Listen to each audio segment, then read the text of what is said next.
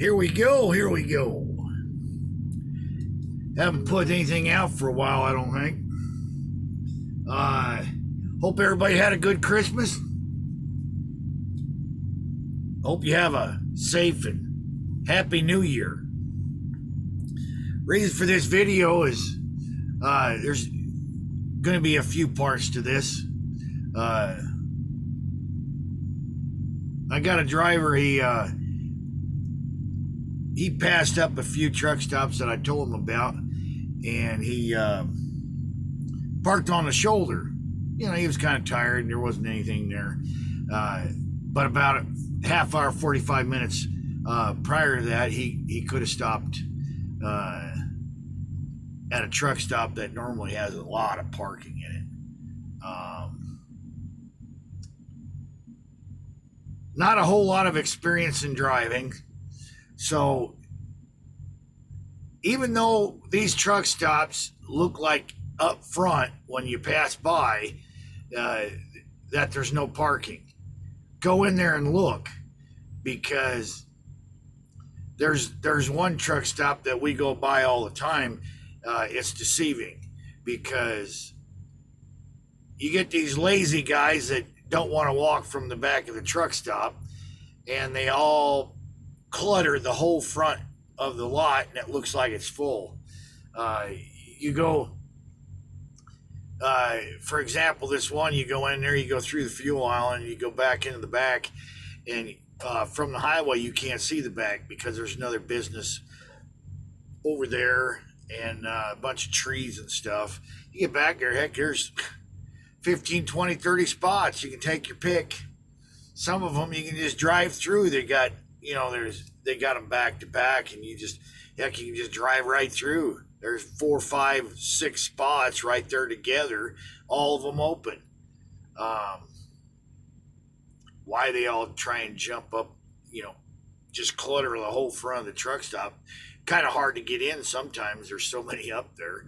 But even though it looks like there's none there, pull off. It, you know, you know, for example, you know, if you pull in there and there isn't any parking, it just ate up a few minutes of your time. Is it? Like us, we go the same routes all the time. So find yourself, you know, these little spots here and there where there is good parking. But you aren't never gonna know unless you pull in there and you look. Don't assume. Go in there and find out. Check these spots out. My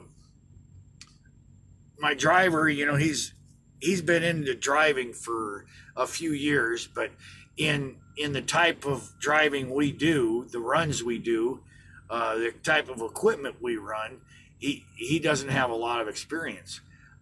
He's used to like a day cab operation or something like that, and they do these little deliveries, and they stayed in motels all the time. So the you know, having to park in, you know, find spots to park, and he's been doing, he never done the e-log like we do. They pretty much just did went to on duty and just stayed there, and it switched to driving back and forth all by itself, and he'd never done a split sleeper, 8 and 2, 7 and 3 type deal. He's done quite a few. Don't get me wrong, he's doing a great job, especially since he's never done stuff like this before. But he parked alongside the road on the shoulder. It was, you know, way off the road. It was in Texas, and it was on a frontage road, not much traffic. But you still put yourself in jeopardy. Don't do that. Don't put yourself in jeopardy. Protect yourselves. And there's going to be people that'll say, "Oh, you're just wanting him to protect your company." Well, by protecting my company from a lawsuit from somebody running into the back of you because you're parked on a roadway, Yeah, it's protecting me. But you know them damn lawyers, them suck ass lawyers, uh, they're not just going to come after me as a company. They're going to come after that driver, that parked there. He's in control of that truck. Um, go look. There's articles all over the place. Where the companies get sued for $4, $5, $6 million, and then they turn around. There's one that comes to mind. The company got there was one death in an accident, run into the back of the truck. One death. The company got sued for, I think it was like $4 or $5 million, and when it was all said and done, they ended up suing the driver of the truck for $1 million. So yes, by protecting the company, you're also protecting yourself. Save your ass, protect your ass. Don't park on a roadway unless it's absolutely necessary. And then on the other side of that coin, if you are parked there, you by regulation, you only got so much time before you put out them triangles. So, and then like Arkansas, you don't want to park on the shoulder or on the ramp anywhere because they're going to write you a ticket. And I've talked to a few guys that have gotten those tickets. I can't remember the price tag, but they never even got woke up. They woke up and there was a ticket on their truck. So, and there's a lot of places out east that you just can't park. Hell, you go to Kentucky, you'll get booted. You park in a Walmart or places like that.